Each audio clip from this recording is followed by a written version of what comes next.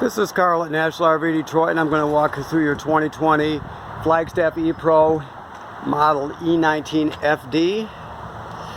Okay, I'm here on the door side. You have, at the rear here, you have a scissor type stabilizer. Obviously you have 4 of them on the trailer. They work with a crank or a 3/4 inch socket on a battery powered drill is what most people use these days. That's a good way to crank them. You have a power awning with LED light strip. This right here is your water filter canister. Now you have a water filter, it's inside the trailer right now, and you have a wrench that comes with it. If you choose to install it, you just put the wrench up over that canister, spin it off, and put the filter in. If you do use the filter, you have to change it out every year. So when you winterize in the fall, you throw it out, and after you de-winterize in the spring, you put another one in. Okay. All right. So this is your water heater right here. This one works on both gas and electric. Just so you know, the electric heating element has which is behind here. There's a switch right here for it, right? There's also switches in the trailer on this one, I believe, but this is a kind of redundant switch from before they put a switch in the trailer for the electric part of the heater. So keep that in mind that it's there anyway, in case you can't get it going. You know, just make sure that you remember it's there. This is the drain plug right here. It's got an anode rod on it, and it goes right in there.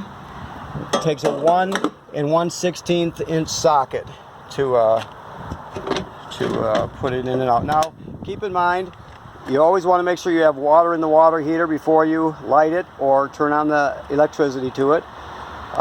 Also, before you winterize this trailer, you always have to bypass the water heater. That's very important. If you allow antifreeze to get into the water heater tank, it'll leave a really foul taste and a foul smell that won't go away. So you always want to bypass it first. There are valves on the back. You have to educate yourself a little bit. If you don't know, you may already know this, but it's not difficult. You can either have it done or do it yourself. It depends on how handy you are with things. Okay. This down here is just a quick connect for the griddle that comes with it. If you use a grill or if you purchase any other appliances for it, gas appliances for it, remember they have to be low pressure appliances. All right. So that's the quick connect. It just works like this. Here, let me shut that. You put the male end in there, you let it go, and then turn the gas on like that. Okay. All right. The grill and table, a utility table, hang right on this rail.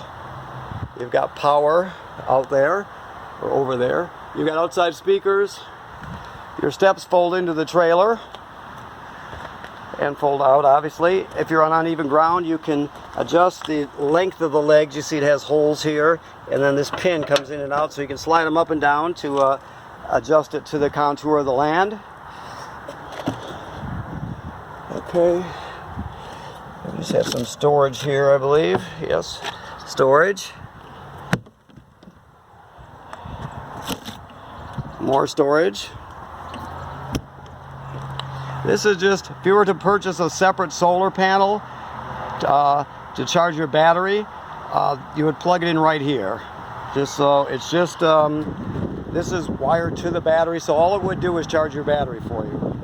You obviously have a solar panel on the roof. We'll get to that in a minute. Your power tongue jack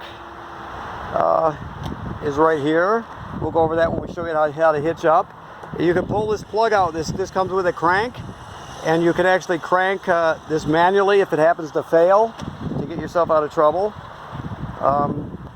You have 2 deep cycle marine batteries, and down here, if you can see it here, let me pull the battery cover off, or I mean the LP cover off. See if I can get it off with one hand here.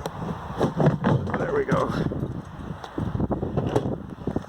There we go. So down here, boy, it's hard to get a picture of. Right here, you can see it right down here. That's your battery kill switch right there. So if you put your battery or your trailer into storage, you can just turn it off. You don't have to disconnect it. Otherwise, you leave it on all the time because your tow vehicle will charge it, your solar panels will charge it, your power converter will charge it, so you always want it on except when you're storing it. Okay, so this, you got two 20-pound tanks. This is an automatic changeover LP regulator here. This is not a tank selector. This is a gauge. So you just point the little indicator at the tank you want to check. Right now it's showing it's empty, but actually it's just off. So I'll turn it on. You can see it turns to green. So it's telling you you've got gas in your tank. Like I said, this is automatic changeover, so it'll draw this one down, then when it's empty, it'll switch to this one. When this one's empty, it'll switch back. So you'll always know which one you're drawing from because you'll be able to hear it. All right, let me put this back on here. All right, more storage. Let's see what we got in here. That's your stabilizer jack crank and your tongue jack crank.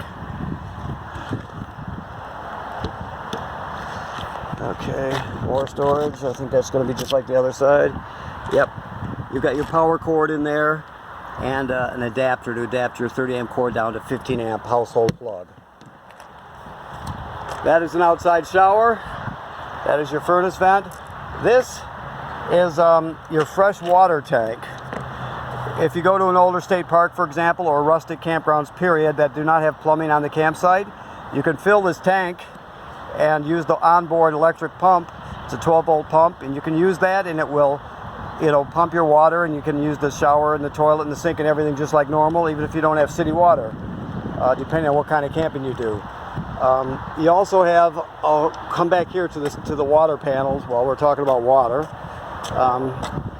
This is your city water hookup here. You can see, let me show you where we're at here. We're back over here. So you'll just normally hook the hose up to here and you'll be all set. This is used to draw antifreeze in when you're winterizing. It's something you have to read about or educate yourself a bit about it, but that's where the antifreeze is drawn into the system using the water pump. And this is a black tank flush. This is cable and satellite through to the entertainment area. Let me tell you more about flushing the trailer. So we come over here. All right, let's see what he's got here. Okay, so you have two valves. You have a gray valve and a black valve. The black valve is for the black tank, which is toilet water and waste. The gray valve is for sink and shower water. Okay, so you're going to put your hose right on here, put the other end into the dump station, then you're going to dump the black tank first by pulling that valve out. After it dumps, you'll pull the gray tank valve and dump the gray tank. The reason you do that is because the gray water is cleaner than the black water, that's all. So it's going to clean out your hose a little better. It's still dirty water, but it's nowhere near as bad as the toilet water and waste. So, okay. Now, I'm going to leave this open just to illustrate that you leave this open, the black tank open, then you can come around back to the water panel where we were before, and you can hook the hose at the dump station right onto here. You turn it on, and it'll flush out your black tank. It's got a sprayer inside that sprays this. It'll spray the sensors and spray around the tank and keep it nice and clean. Like it says here, always have the black tank valve open before you turn on the water. It's very important, okay? Now, you have a ladder, and with this trailer and all other trailers, you have to inspect the roof at least 3 times a year. It's very, very important. So you go up there, you can walk up there no problem. You go up there in the spring, you go up there in the fall, and then once in the middle of the summer, and you just look at all the seal on the roof and make sure that they're good and tight, there's no cracking or separation starting. Some year you're going to find that, and you're going to have it taken care of. But the idea is you inspect it just to make sure. You're protecting your investment and taking care of your trailer. That's just part of owning one. Right here you can see that housing is for a backup camera. This is pre-wired for a backup camera, so if you get one, we sell them here, but if you purchase one yourself, it's got to be a Furrion, and it's got to fit in that housing, okay? All right, so let's go inside. Okay, I'm not going to, boy, it's a hot day today. I'm not going to bring the Murphy bed down. It's just held up by these 2 clips here. And also keep in mind, up here, that is the latch. So when you bring it down, the latch is going to be down here. You don't force the thing back up. You got to pull that latch before you bring it up. It's very important, or else you'll bend it. People do it all the time at the shows. So also, that is your table that I told you about for the outside. That is your griddle. Okay, and this is just stuff that comes with it.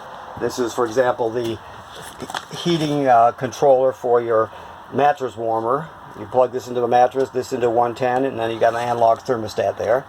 Okay, but before you bring the let me grab a hold of this. I'm sorry. Before you bring the Murphy bed down, obviously you jackknife this flat and fold the bed right over it.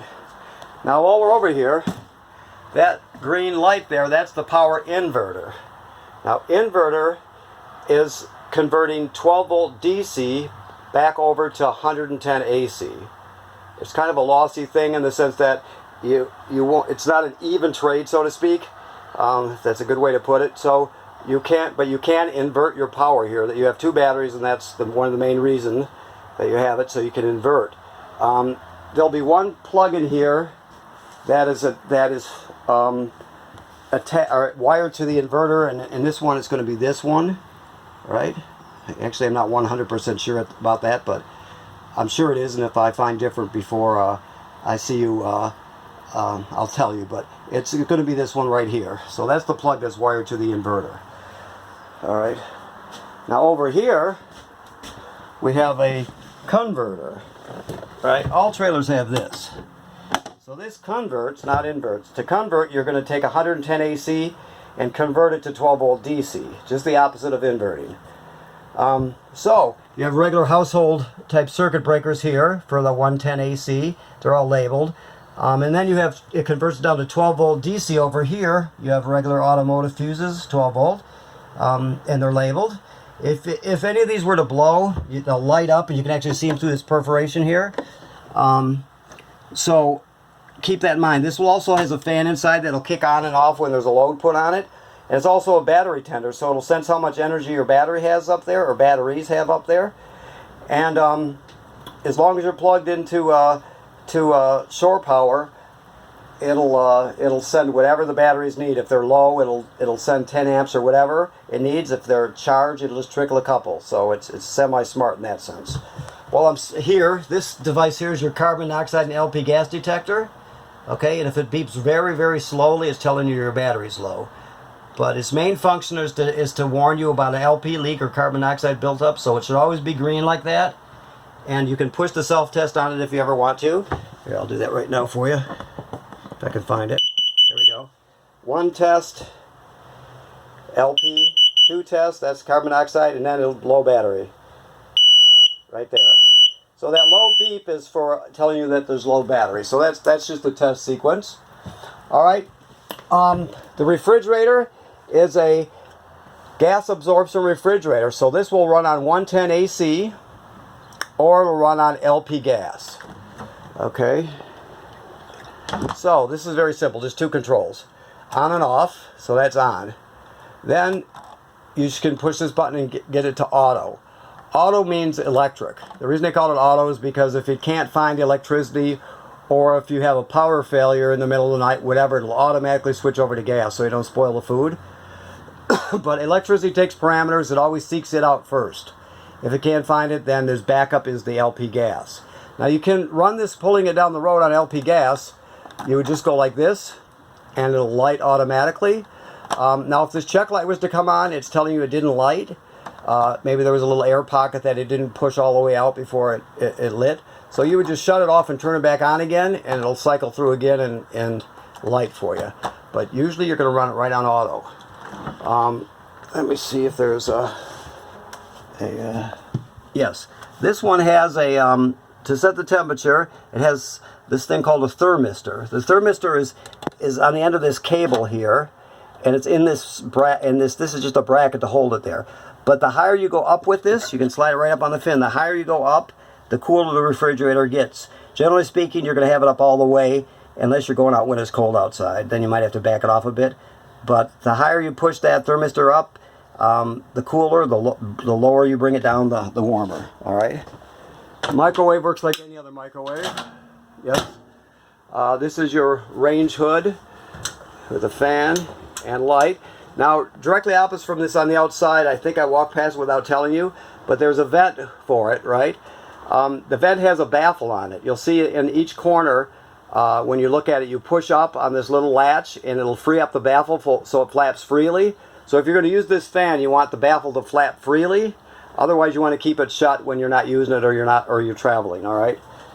This range, gas range and oven, you spark it to light it. I did turn on one tank, didn't I? Yes. Yeah. So that's all you're going to do. So you're just going to, I'm going to back up so you can see it a little better. You just go to light and then you push the button and it lights. You can do that for each of the burners. Now for the oven, you do the same thing. It's similar anyway. You have to remember that down here, all the way to the back, is a pilot light. If you can see it. I'm trying to get a good picture, but I can't. You can see it back there when you have to sort of get on your knees to do it. But what you'll do is let me get a good picture of this. You go to pilot, then you depress this. You keep it depressed. You don't let go of it. You spark it here until the pilot light down here lights. After it lights, you're still holding this, and you hold it for another 10 seconds or so, 15 seconds to heat it up. Then you can go to whatever operating temperature you want. It'll cycle on and off like a regular oven. Excuse me. Boy, it's got to be 100 degrees in here. I'm sorry. So it'll cycle on and off like a regular oven, but when you turn it off, obviously the flame goes out, but the pilot light goes out too, so you have to relight the pilot light each time you use the oven. Okay, I went a long way to say that, but I got it out. Always put your cover down when you're traveling. You don't want it to get broke. You can pull the pole out of this table and disconnect it from the wall and put it down on these cleats here and use the back cushions to fill in the space, and you've got another bed. Alright, your radio is an AM/FM radio. You can stream off of this USB here. It has Bluetooth, so you can hook up wirelessly with your phone. It has two zones, inside and outside the trailer. So zone 1 is inside, zone 2 is outside. And this is an HDMI in. So if you want to go into the system, let's say you have a game machine that has a Blu-ray player also. I'm told they come together. Shows you what I know about video games.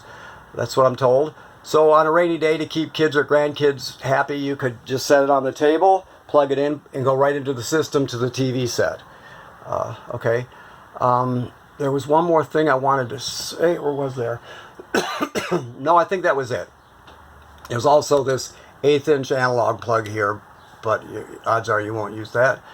Okay, the TV works like any other TV. Now, this is the Wi-Fi Ranger. I'm going to see if I can get some light in here. Let me go to the switch. I'm running off of... Okay, there we go. That's better, huh? I must be getting delirious from the heat. I'm doing this in the dark, so... Okay, so you can see this is on. This is a Wi-Fi Ranger. The Wi-Fi Ranger is a signal booster. The antenna's on the roof, and it really boosts free public Wi-Fi really well, campground Wi-Fi really well. So basically, when you look on your phone at the Wi-Fi, first you turn this on and give it a good minute or so to warm up. But this is Sky 4 LTE 1062, or is it 52? 1052 it looks like. And so you'll look for it. That's your Wi-Fi Ranger. Now to see what the Wi-Fi Ranger sees, you would type in this IP address that's on the bottom line. Right? Then you would use this password, which is temporary, change me now, 1052. You change it, obviously, just something you can remember. Then you can basically see what the Wi-Fi Ranger sees. So the idea is you'll put your passwords in, your phones and tablets, so it'll automatically connect to the Wi-Fi Ranger. You pull into the campground, and then you would go on one of your phones or your tablet, you go to the control panel at this IP address here, log in, and you find the campground Wi-Fi, and sometimes they give you a password in the campground, sometimes you just hook up, depends. But you'll connect to that Wi-Fi, okay, and it's a really good signal booster. It has a second function, because it's a Ranger 2. Actually, this is probably a 4 at this point, yeah, 4. But it has two functions. The other one involves a SIM card, and you would have to pay a service from your phone provider, Verizon or whatever you have. And that just gives you more connectivity. Some people who work from their trailers like that sort of thing, or they have to have more connection to the outside world. But that obviously you would have to pay a monthly fee for. The signal booster is free. That's what most people use, okay? All right. Okay, so this is your control panel for your solar panel. All right. So right now, it's kind of hard to see, but you can see it. There's the sun, and there's an arrow pointing towards the solar panel there, and it's telling you 1.0 amps are going to the battery. Now it's converting 1.0, so 1 amp, to electricity. Okay. If you push B again, you're at 46% because we're not plugged in and we haven't charged up the batteries. By the time you pick it up, it'll be charged totally. And keep in mind the power converter charges it when you plug it in, and your tow vehicle charges it when you pull it. Anyways, you go a little farther. Amp hours. Right now in your battery there's 11.9 volts. Once it's charged, it'll be up past 13 usually. It'll be 13.6, something like that generally. And it also tells you what kind of battery it is. This one hasn't been set yet. We'll do that for you, so it'll tell you. But back to the output of your solar, or the conversion rate, or what would you call that? The amperage that your solar panel is sending to the battery, I guess that's the right way to say it. And then you got a USB here too that you can charge from. Okay. All right, and there's plenty of literature. That's one thing I want to mention to you. In this packet over here, every single appliance in here has its own manual. It's in this packet. Plus you can go online, like with the Wi-Fi Ranger. They got tons of videos. They've got an 800 number that'll help you if you need it. So there's plenty of ways to get more information. Also, this is your antenna for your TV and radio. It spins. It doesn't go up and down, it just spins. Your thermostat for your furnace, you're just going to click it on and off. When you click it to the left, it goes off. All right. Gosh, there was one more thing, and I'm not seeing it at this point where we put it. Anyway, this also has, let me see here. This also has tire pressure monitor. It's basically a little, I think it's a 7-inch panel maybe, LED panel that you take up in your tow vehicle, and it'll tell you the temperature and the pressure in your tires. All right, we can talk about that more when you come here to get your trailer. We can talk about anything you want when you get here. We're doing these videos because of the virus, but we're making more human contact now. All right, this is the shower miser. All this is a water recycler. The idea is if you're waiting for hot water, you'll be using, if you have water in your fresh water tank, you'll be wasting water in your fresh water tank, and then you'll also be filling your gray tank unnecessarily. And if you're in a drought area like California, whatever, if you're hooked up to city water, you'd be wasting water waiting for it to get hot. So you just put it like this, basically, and it recycles. It'll just send the same water in a loop round and round again until it heats up. That's all it is. You can tell when it gets hot because this will change color. You'll see it plain as day. And then you would put it back to its normal position and you're ready to go. So it's called a water miser, and it's a recycler. It just sends it in a circle and until it gets heated up. That way you're not wasting water or wasting storage space. Okay. All right, so you got a 4-speed fan, which is a great thing. It really cools this trailer down. You'll find that if you open the windows and get this thing cranking, that on those days where you don't quite need air conditioning, it's going to do the trick for you. Also, you always want it on at least one when you use the shower, because you want to pull the humidity out, because these trailers are built super tight so they can be energy efficient. Okay, so you got a ceramic toilet. All right, the thing to remember about the toilet is you can't use it dry or without chemical. So you get to the campground, you hook up, hook up your water and your power. So then you're going to come inside and you're going to take your chemical, whichever chemical you use. There's all different kinds. It's a matter of preference. One dose, and you'll put it right in there, and then you'll step on the pedal, like I did, and it'll flush. But when there's water hooked up to it, the water will be swirling around down and goes directly down into the black tank, which is directly below. So what you want to do is put about a gallon or two of water in there. So the thing to remember is you have to have chemical and a gallon or two of water in there to start off. Like let's say you were going to stay at the campsite for another week and you had to dump your tank. You would dump it, your black tank, but then you would come in here and repeat the same procedure. chemical in about a gallon or so of water. There's no way to tell. You just use common sense. That's about a gallon. That's about a gallon or two. Okay. Also, when it flushes, it'll only fill to here. So there's a spot here where you can work the valve, the water valve, without opening the trap, and it will basically fill. You can fill it up as high as you want before you use it. You have to do that each time you use it. Okay. All right. Moving quite along, right along. One last thing before I close out here.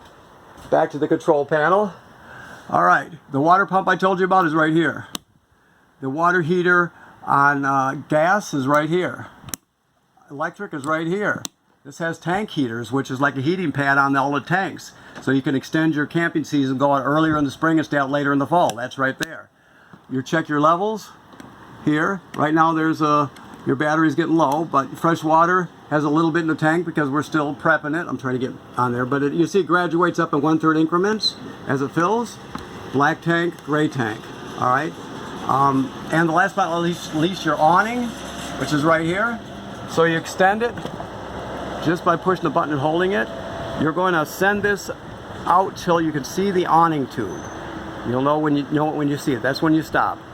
You bring it in this way. Okay. The thing to remember is you never leave it out unattended. If you're not at the campsite, you bring this thing in because the wind will come up on it really quickly, and it just takes a minute to damage it. Okay. So I think we covered everything. You can talk to us and call us if you have questions. Plus, you can use videos and your literature. So the thing is, you have to use this trailer a lot. That's the key to the successful owning of trailers. Inspect the roof, winterize it properly, and use it a lot. So make sure you do that. And I want to thank you for purchasing from National RV Detroit, and goodbye.